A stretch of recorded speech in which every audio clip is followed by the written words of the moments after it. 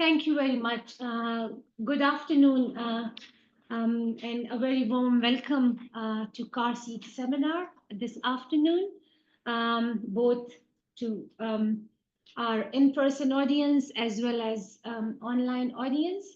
I'm delighted today to be introducing you to a group of very talented GSE alumni who will be talking to us on a very interesting topic looking at how imagery can be used as a methodology to tap into people's perceptions of their self-efficacy, particularly linking that to gender. As many of you know, in Kazakhstan and in Central Asia in general, there are very far more talented women, but not all go to or decide to study STEM. They keep leaking out at different levels of the system. So this is contextually a very important study, and we have today Alexandra, Moldir, and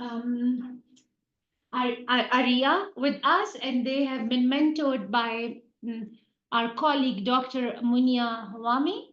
Thank you very much, Alexandra and your team. Alexandra, the floor is yours. Okay, hello everyone. Hi, welcome.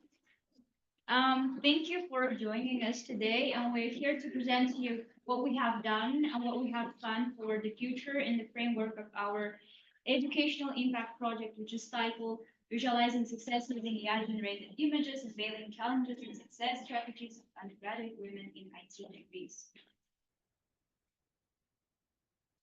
How does it work? Okay. Okay. So my name is Mulder, and I will be going through research context, research purpose and questions. We'll very briefly look through literature review, as well as we'll refresh our memory on methodology of our research. And my colleagues, Aya Sedan and Alexandra now will be presenting to you findings and conclusion of our research. So let's get started. First of all, why did we decide to focus on gender inequality in ICT? Well, first of all, because ICT, which stands for Information Communication Technologies, is one of the rapidly growing and high-skilled fields all over the world. And this tendency is also reflected in educational context in Kazakhstan. According to the Ministry of Science and Higher Education, the number of grants has increased twofold from around 2,500 to 10,100 grants in a couple of years, which is a lot. And however, there is still gender gap in this field, in the field of IT. According to UNESCO, in 2017, only 3% of females were interested in the field of STEM in terms of their educational journey as well as their career path, which is also reflected in Kazakhstani educational context.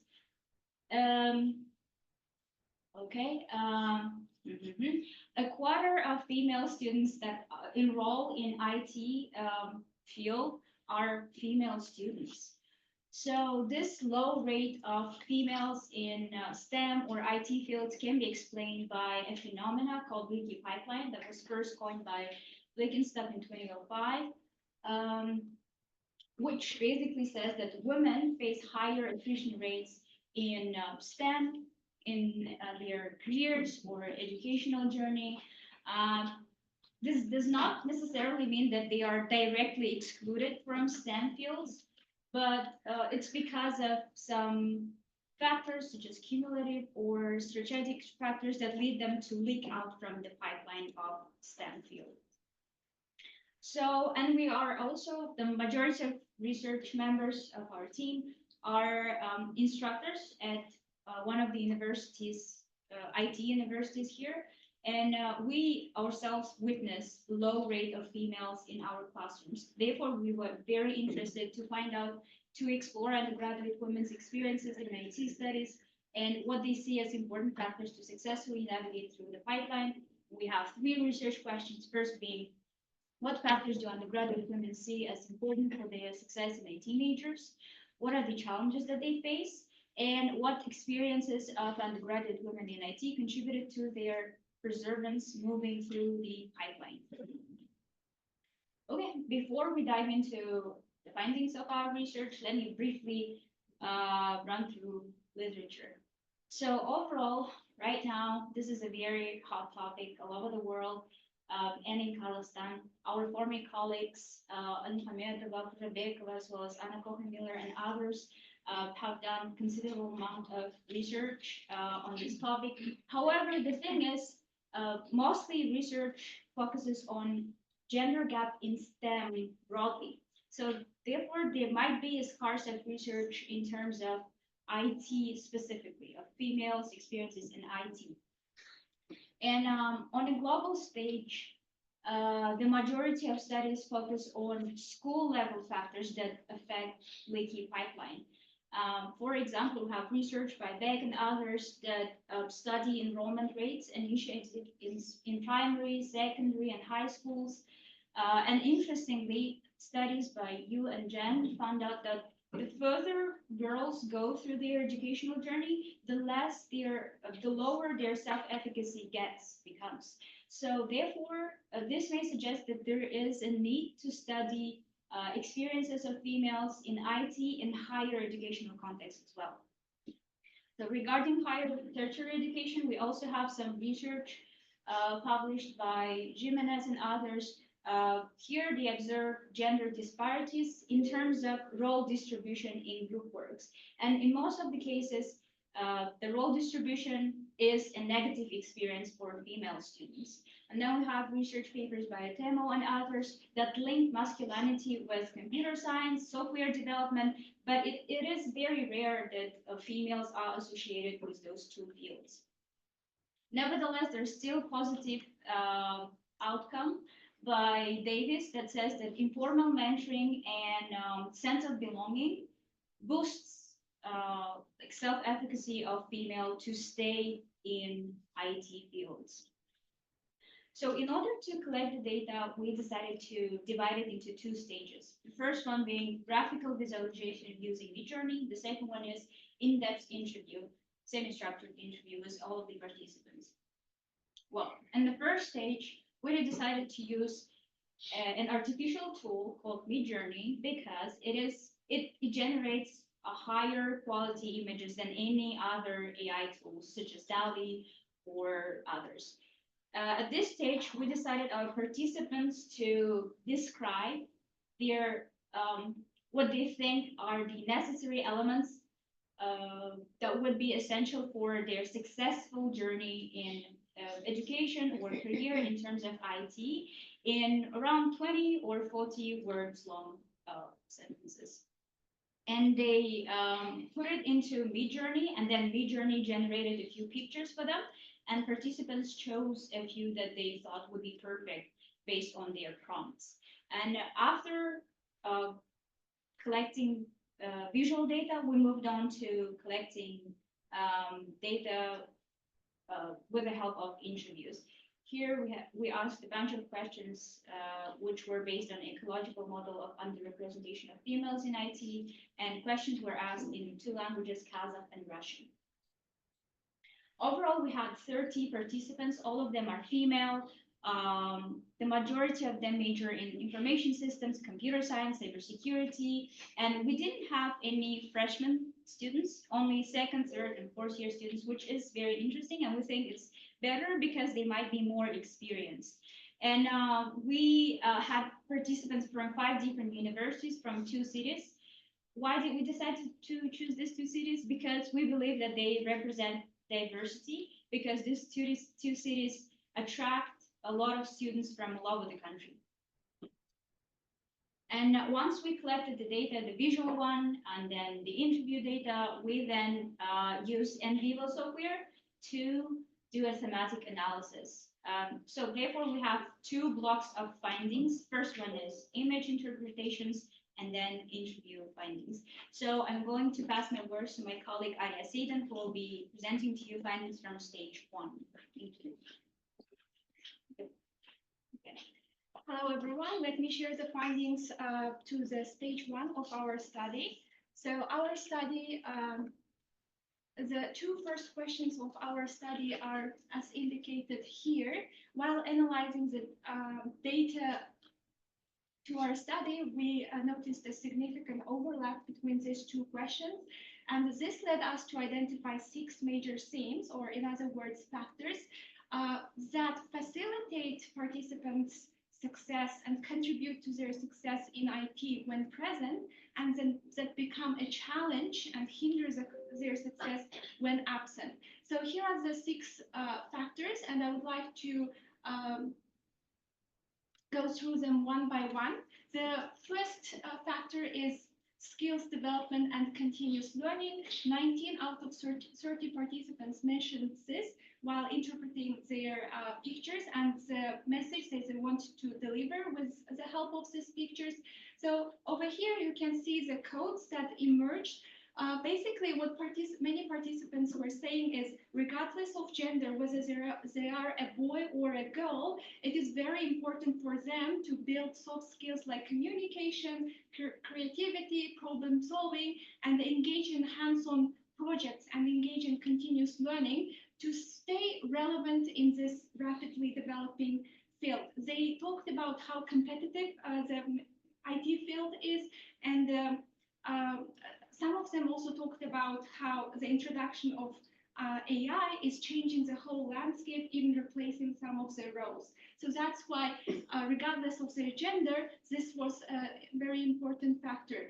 But apart from that, 5 participants talked about how they need to work harder to achieve the same, even harder to achieve the same recognition as their male peers. For example, if you look at the quote from participant 2, she says, Midjourney interpreted my prompt about superpowers as something futuristic and added 4 arms. For me, this symbolized how girls have to put in twice the effort. Participant 12 recalled her school experience and talked about how at her school, robotics classes were mandatory for girls, whereas for boys, whereas girls had to take, they were directed to take decorative art classes and learn sewing instead of like robotics. And she said that for a girl to join these classes, tech club, she had to find extra time, so put in extra effort. And also 5 participants talked about lack of foundational programming base among women in general at university level. So they also mentioned that this lack of foundational base diminishes their confidence, and it makes it harder for them to involve in extracurriculars and in general acquire university program. So next slide, please. Yeah, the second major theme that emerged was the importance of supportive environment and networks.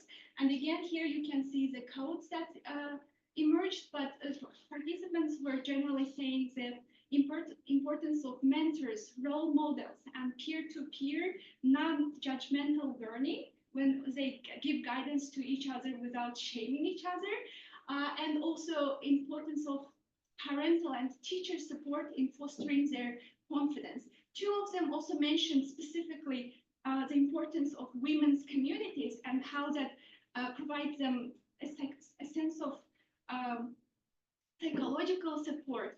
And they mentioned that how the absence of this kind of support limits opportunities and create a knowledge gap. As an example, I would like to show you the pictures generated in the next slide, generated by the participants. So participant 30 generated a picture of 2 plants grown in 2 different environments. And she says that one plant looks beautiful because it grew in good conditions, and while the other one didn't. So she's comparing the first plant to herself, and she says the second plant I compare to my classmates. They had the supportive atmosphere from the teachers, from their parents, relatives. And if you compare my programming skills to theirs, the gap is really huge. And the next picture represents the women's community that these participants want to become part of, because she says, I think, first of all, it's about psychological support. When girls feel that they are not alone, they have to, they have the chance to communicate with each other and talk about the problems and challenges that they face as females in this field. And also, she says that this allows for the creation of some sort of collective intelligence, and also allows them to exchange knowledge, and also this also serves as a sense of as motivation, because seeing the success of other community members, girls, uh, girls can gain some additional motivation. Now let's move on to the next theme: fostering gender equality and inclusivity, or in other words, overcoming gender stereotypes. So again, you can see the codes that emerged. Here, participants were talking about the importance of recognizing women's capabilities and natural interest in IT to empower women to enter and persist in this field. And three participants also talked about the importance of being free from societal expectations, like traditional gender role expectations, how that allows them to balance work and personal life according to their individual preferences. Some participants talked about how gender stereotypes start in childhood, with like childhood play, when girls are encouraged to play with kitchen sets, whereas boys are given computers. They also talked about bias in educational opportunities. For example, the robotics classes that I already mentioned, and participant 19 here also mentions that she was discouraged from participating in informatics Olympiads when she showed her interest, because her teachers thought that male students might be faster and more agile and better, more diligent in this sphere. So some other important themes were gender-based assignments. Girls, one participant mentioned how they automatically, starting from the first day of university, divide tasks in a strange way. So male peers automatically take up more challenging roles, and they do the back-end tasks, which are more challenging and difficult, and girls automatically take up more easier roles, being in charge of front end, and how this reinforces the stereotypes and then might limit girls' career opportunities in general, because this creates the unequal learning experience. So she thought that this they should overcome this barrier. Can we have now have a look at the pictures? Yeah, here. Okay, where is the quote? Mm-hmm. Yeah, here, for example, participant 25 talked about childhood play and stereotypes in childhood play, and how that affects and limits girls' early development of interest in IT. So she's saying, I think the whole problem was in childhood, when our parents told us we should play with dolls, with kitchen sets, while boys were given more electronic tools like robots, small cars, even laptops. Because I remember my brother had a computer and I didn't. I didn't even have any interest in it as a child, because all my friends were playing with dolls. So the idea came to me that from childhood, where we aren't given these electronic tools, and because of that, we don't develop an interest. And in the second picture, participant number 6 visualized herself, her future in New York City, far from the societal expectations and traditional role expectations. So she was saying, for me, the most important thing is having the freedom to decide how I spend my time and how I balance my work and personal life. They told us, the society told us, you stay home and take care of the kids. Or they say, of course, study here, but work, but in your free time, do this or do that for us, without giving her the chance to relax the way she would want to. And she says, I want to express the freedom I would like for myself if I were working in this career. And the more I work in this career, I imagine the more freedom I need from such kind of stressors. Now let's move on to the next major theme, which is about building confidence. So the theme of being confident enough to apply for different jobs was very prominent. And some participants talked about how the lack of confidence or fear of inadequacy prevents women from applying for jobs and participating in events. And two participants specifically mentioned that there is a tendency among women to underestimate their abilities that lead to missed opportunities and makes them offer less demanding. But on the other hand, they talked about how positive reinforcement, such as being hired or recognized for skills, raises self-esteem. For example, participant number 2 says, it was a miracle, I got hired. It gave me a surge of belief in myself. So if you look at the pictures in the next slide, here the participant 17 drew the picture of a mythological creature with 9 tails. She wanted to add 9 tails, but Midjourney couldn't do that. But what she was saying is this creature basically represents confidence and knowledge. And she says that with the help of this picture, she wants to convey that despite any stereotypes or other challenges, they, women, should continue gaining knowledge, because the more knowledge they have, the more tails they gain and the more strength they have. And in the next picture, participant depicted her hesitation, and she says, well, about the resume, I'd say that I'm still pretty fearful in that regard. I was afraid to actually submit my resume because it's this constant pressure on myself. I keep telling myself, no, you are not good enough for this. So you better go study to really hone your skills. So that's why she says she tries to talk to professors and also surrounds herself with different kinds of resources to better herself as a sort of compensatory strategy, I guess. And let's move on to the next slide.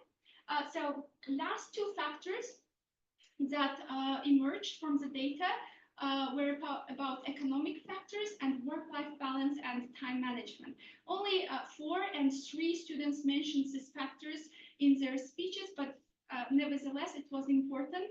They were talking about how financial constraint, not having enough money, might limit their access to study. For example, one student said, to save money, I spend time on cooking, whereas my friends can spend this same time studying.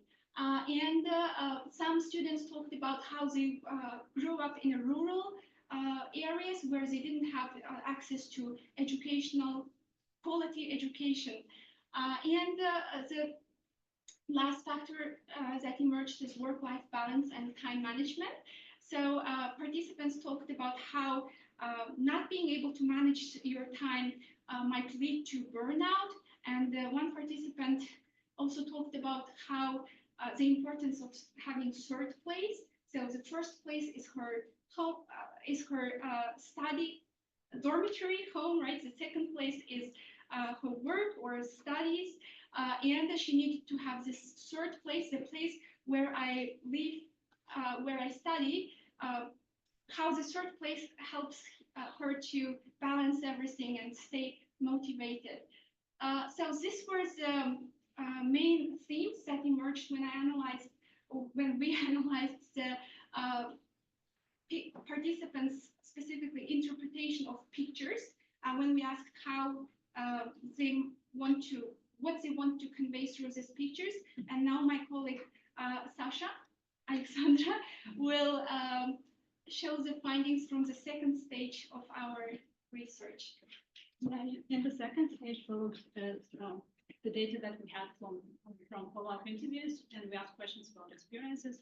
And what we wanted to do is to answer the third research question: what experience of undergraduate women in IT contributed to their perseverance through moving through the pipeline?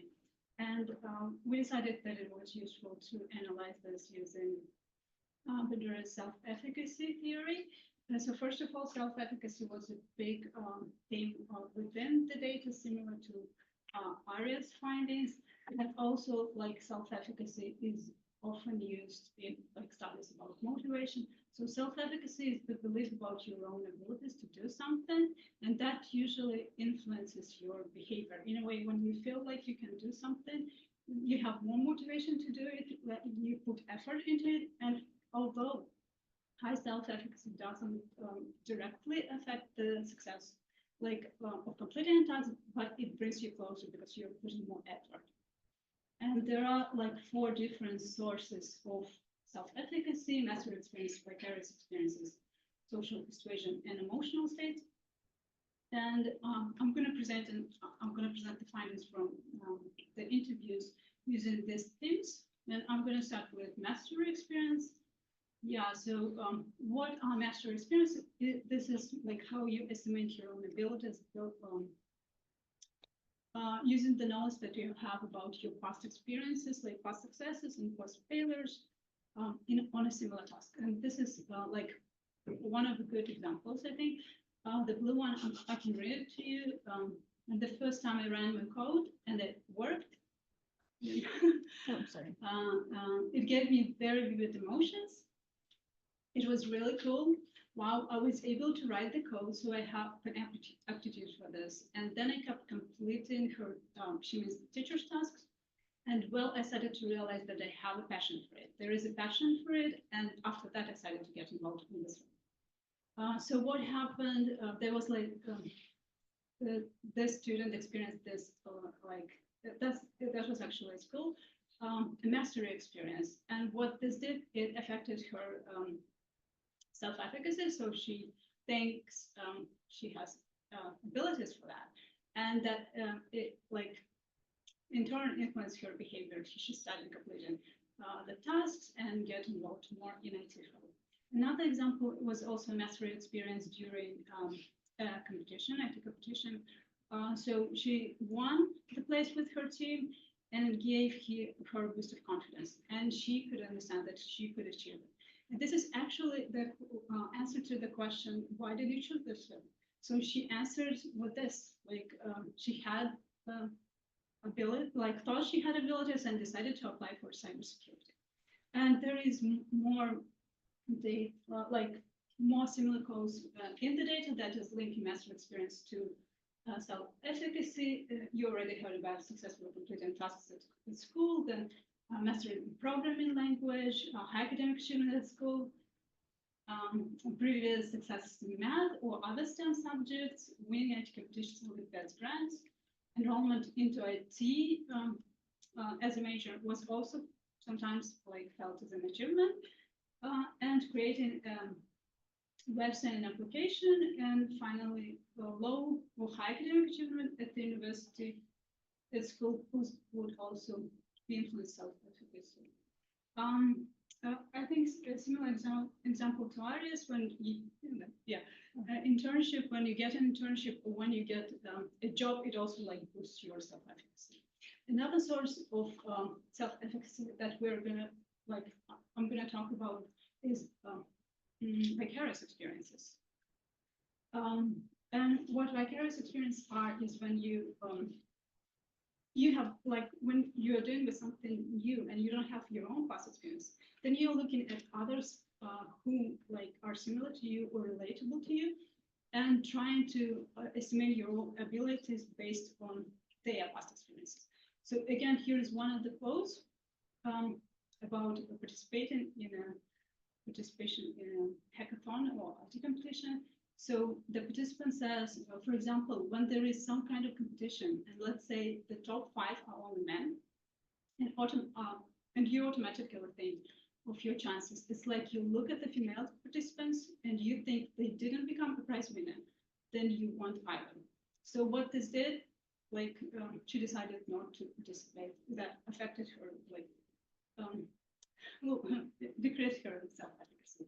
And another one is about like positive experience, like vicarious experience. The source of vicarious experience was her family, particularly granddad, was a physicist. So she was assessing her abilities to get into IT field, and she thought, like, well, my close people have succeeded. That means I will succeed too. So that's kind of positive. And then we have more. Yeah. For example, calibrating expected outcomes based on gender. So this is one of the examples. It also leads to a stereotype threat. More males than females in IT field, including classrooms, IT, events, clubs, communities, jobs that also can like bring this negative vicarious experience. And female role models on Instagram, books, movies would increase self-efficacy and motivation. That's why there would be more interest in participation in girls only hackathons, like because of high self-efficacy for women. Another one, teachers, friends, and group mates could be like other sources of vicarious experiences. And again, a positive like influence would be parents, siblings, and relatives in IT or STEM. There is more. There are more codes in the data that were not specifically linked to vicarious experiences, but I think they could somehow affect self-efficacy through vicarious experience. So some positive influences could be like having friends interested in it. This were all mentioned by the participants. Applying to the university together with friends, completing assignments with friends, particularly female friends, then value participation in IT communities for women, anti-student clubs for women, interest in meeting people through girls only hackathons. And negative could be like noticing stereotypes in social media, seeing more experienced students in the classrooms were male students, and having more male than female teachers in the university, and other. We can, another one, source of self-efficacy is social persuasion. And social persuasion is basically when you get evaluative feedback from other people. And it's more powerful when these other people are like an authority for you. So they have already done something similar, or that may affect your self-efficacy.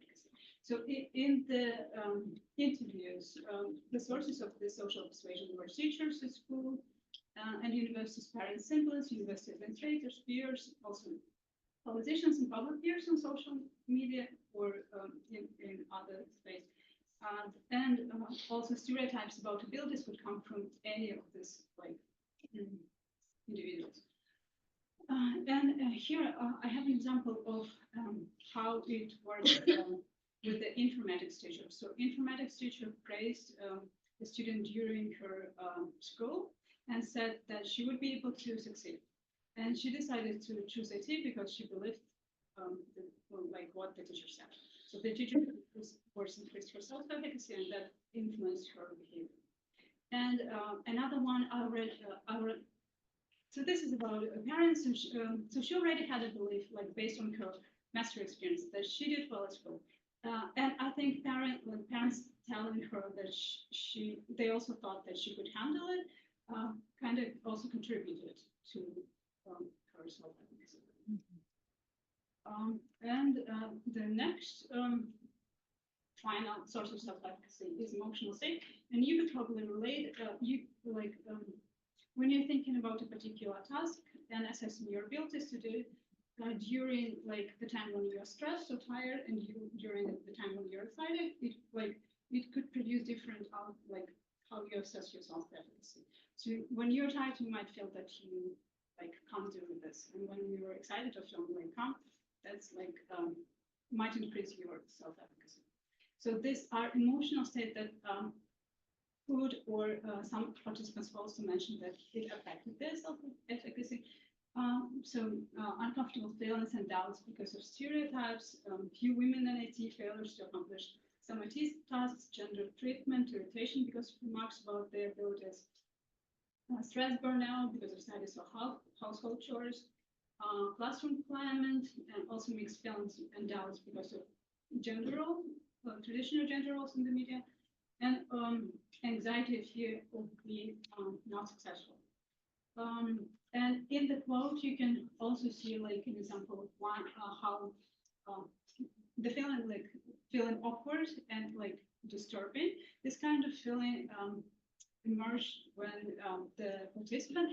By the way, this was interesting because I thought she said, right now I don't experience this, but this was my first time. She entered the classroom and they were all boys, and what happened? She felt like they looked at her like they had an attitude and they thought that you're a girl, why did you come here? And it affected her. Right now, she says, I know my skills. Like at the time, she said, I did not have basic knowledge. And she probably, like, I don't know,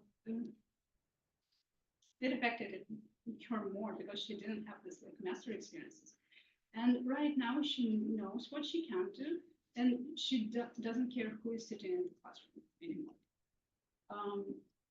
And important thing with emotional state is managing negative emotions. So one of the ways how you can do it is you can draw on other people's support. And I can show you the example. For example, here the girl felt bad because she didn't do well in her first semester. And a friend of hers told her that since she didn't have experience in this field, it was not worth comparing herself with others because they already had experience. Although I think this is like a really nice example, but we didn't have that much. We had more of like in the interviews, we have more on the participants managing their own emotions themselves and like adopting a positive attitude, a growth mindset, putting more effort, like using perseverance, willpower, focus, time management, and also when encountering this negative feelings, like trying like this proving people wrong, would also like often a response. Like looking at all this, I thought I think like a particular individual or maybe like an entity organization, they at the same time can be sources of they can influence like all the four sources of self-efficacy. So there are different ways how like I don't know they can support women in something. For example, looking at teachers and through master experience, they can provide more quality teaching, step-by-step explanations. And through vicarious experience, like I know it's like female teachers who would inspire female students go to study IT. Then social persuasion through praise, encouragement, and discouragement too. And finally, emotional states. I think the teachers could help manage students' emotion, but they also can teach them how to do it on your own. But at the same, they can be a source of stress and anxiety when they're like questioning stereotypes. Then I think I missed one slide. This was about master experience, I think, where I talked about it. Is this This one. So this is also since master experience is a big source of self-efficacy, it also like there are lots of costs related to master experiences.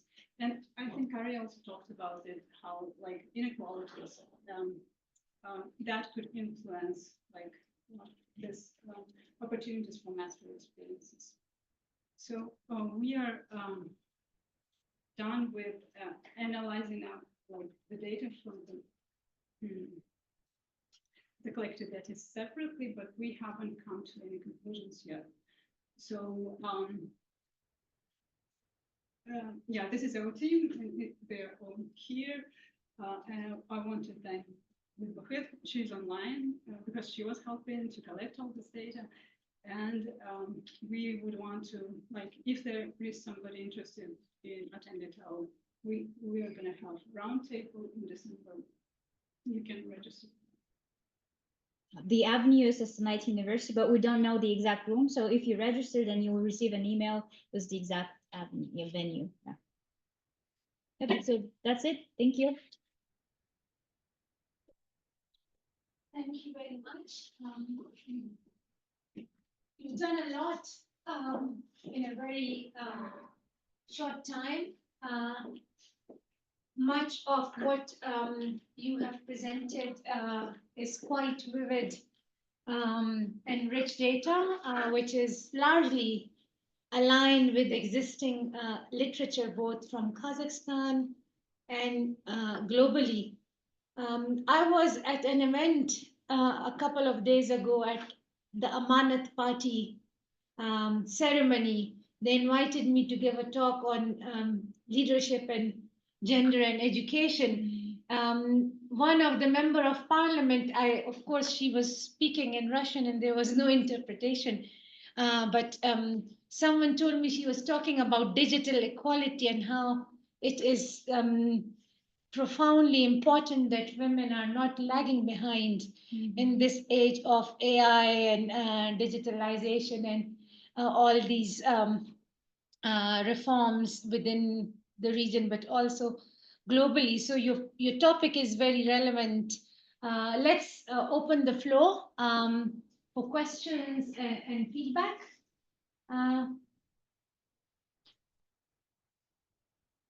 Sorry, we don't have time for a buzz. I thought it's better to make the floor open for questions and answers. Yes, yes. So for my PhD, there was one session where they explained how important it is to visualize yourself at the end of your journey. And so I used AI and I gave the prompt to a female, my age, brown hair, and so on. Imagine me with a hat on and have the diploma in my hand with some background. So AI generated wonderful image. So I printed that out and I put it on the wall where I study. So and when I look at it, and that visualization actually kind of helps me and motivates me. That's just a comment. How else we could use the visualization? Yeah, I can add up to this. When we designed this, we also thought that would make some, like, therapeutic impact. Yeah. But at the same time, when I was reading about self-efficacy theory, there was one person who also added, like, the fifth source of self-efficacy, which would be the same thing that you have just mentioned, visualizing yourself at the end of when you're completing. Yes. Yeah, thank you for the presentation. It was really interesting, and this method is really something. Could you tell us a bit more about how it went down practically? Like, what just a brief step by step of what the participants did in generating these images and interpreting them. It's really And maybe also your reflections, and reflection. did you find any challenges or, Okay. Yeah, we did. So I try to answer this question. The data was collected by the research assistant, and what she told me was she explained the whole procedure to the participants orally, and she also provided PDF file with how they can generate a picture using Midjourney, what is important there, how many words, what kind of items they should include, for example, the background, so how specific they should be. And after that, they were given choice whether generate the pictures at home or right away. So many choose to do it right away, So after the explanation, together with the research assistant, they generated the picture, and then they talked about the pictures, explained the pictures to them. But some participants also needed time due to like different circumstances. For example, it was hard to generate. This topic itself seemed very hard. For example, participant 16 here says, overall it was easy. The hardest part, in my opinion, was finding the right words because the topic itself isn't simple. Each person needs to look inside themselves, reflect, and think about the challenges they've overcome. So after generating the pictures, they proceeded to the interview part. So that's some students were in Almaty, so the procedure was the same, but through Zoom. Again, they were given chance to whether do it like, afterwards or right away. Some students did it right away in that Zoom meeting, but others took it home and did it by themselves. And the interview then. And the interview was conducted afterwards, right? So is there any specific advice you would like to give to people who might be looking to use this method? About the Midjourney results, overall, 22 out of 30 participants expressed their general overall satisfaction with Midjourney's representation. However, they also said that they wanted to make some changes because the depiction was not accurate enough, especially with colors. They wanted to change the colors of specific elements, like 9 tails, adding, changing the quantity of something. Or, for example, one participant talked about how she had like different challenges and wanted to divide the picture into like 2 sections. One section generating one challenge, the second section generating one challenge, and that was very hard to achieve. And also participants talked about how it was hard for them to generate texts, but because Midjourney most of the time do not understand the text and end up generating just some random words. So these were the challenges, and they also talked about challenges in crafting precise prompts, how they had to like describe choose specific words and describe everything step by step. Here, I think, participant 24 says you need to be very, very clear and super detailed when entering the prompt, because at first I got some pretty unclear images. But even though when they were dissatisfied with the result, they talked about working with variations. So Midjourney gives them 8 variations to choose from. And also, there was a tendency among participants to just assign their own meaning to the pictures generated. For example, this participant number 2 said, Midjourney interpreted my prompt about superpowers as something futuristic and added 4 arms. This was not her plan. But for me, this symbolized how girls have to put in twice the effort. So this happened in some cases, right? I mean, there's another way of tapping into people's kind of unconscious feelings and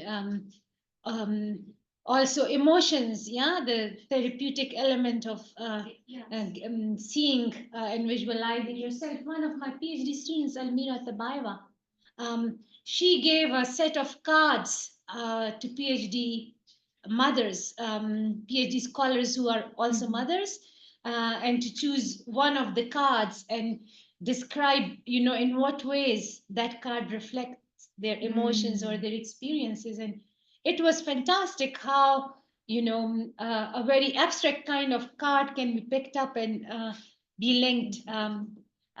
But overall, what she experienced was that participants felt very therapeutic, talking about their very difficult experiences and emotions through that picture rather than answering questions directly about their lives. Fantastic. I am not a scientist. Of course, you are tapping into established theories, but as a feminist scholar, I quite dislike the word mastery. And I would suggest, look into feminist scientists. There are very established feminist scientists who talk about science and philosophy, and maybe look at terminology and words that is more gender neutral. This is something I would suggest, but I'm very impressed with the level of data you have collected, its richness, as well as the methodology itself. I would recommend to you to produce two separate papers. Of course, one is the substantive findings, but one is a methodological paper of doing it, write it in a way that other people in the field can use it. There are specific journals which are dedicated. They are not interested in substantive findings. They are only interested in methodologies, specific methodologies, and you can target that kind of journal just for the methodology itself and the challenges and what kind of um, advice you will offer future researchers, practical advice, logistic advice, whether it work better in person or via Zoom, all those kind of things. I am interested in understanding the extent to which these young women were aware of how their imagination or their self-efficacy, to use your own terminology, was also shaped and regulated by their schooling experiences, particularly, the educational materials they were subjected to in school in the form of textbooks, but also the imagery on the walls, the decorations in the school, the kind of feedback they received from teachers, and also in terms of the images they received about their future aspirations as well. Maybe Christy answer this question if she's online, because she like Thank you. collected all the data. Yeah. I mean, the reason why I'm asking this question, that I have observed classrooms in Kazakhstan. I've talked to teachers who teach in Kazakhstani school, and I've talked to students in Kazakhstani schools. There is a huge visible gender dynamics going on through the imagery, through the way the school is decorated, but also the kind of perceptions teachers have, not only about the abilities of girls, but about the proper role of girls as well. So in their own kind of, they are thinking good about the future of the girls by telling them, you stay away from these kind of disciplines and professions because that will become a problem for you. Someone talked about negative influences when they see an unmarried IT specialist. It's a kind of no, yeah? So those kind of messages being relayed to students: if you go and study these disciplines, you will remain unmarried and will find it difficult to get a suitable husband. Yeah, we didn't have Yeah. such data, like Yeah. specifically Yeah. such data, but when we analyzed the pictures, they were and asked about their personal resonance. They talked about their, some students talked about their past experiences. Some students talked about how these pictures relate to their present experiences. And some envisioned their future, like bright future in London, like New York, working with a supportive environment. Regarding the role of like teachers, they didn't mention anything about visuals. Yeah. We didn't maybe ask about Yeah, them, yeah. and they didn't also like add that. However, there were some like instances of teacher discouragement, saying you will get married, so it's not, you can study it, Yeah. but it's not that important. Yeah. But that student said, I want to prove her wrong. Yeah. So that's why it's interesting how that actually motivated her Yeah. to like persevere and Yeah. to prove Yeah. everybody wrong. Yes. Yes, that was a very interesting message. But apart from that, yes, some teachers, even one participant said the teacher was female teacher. She liked her, but again, when she wanted to join the informatics Olympiad, she said, maybe no, maybe you can choose other Yeah. subjects. There are so many other subjects. Because informatics is more for boys. They are like faster. Yeah. They are more interested. Yeah. Something along the lines of that, Yeah. right? So that emerged. Fantastic.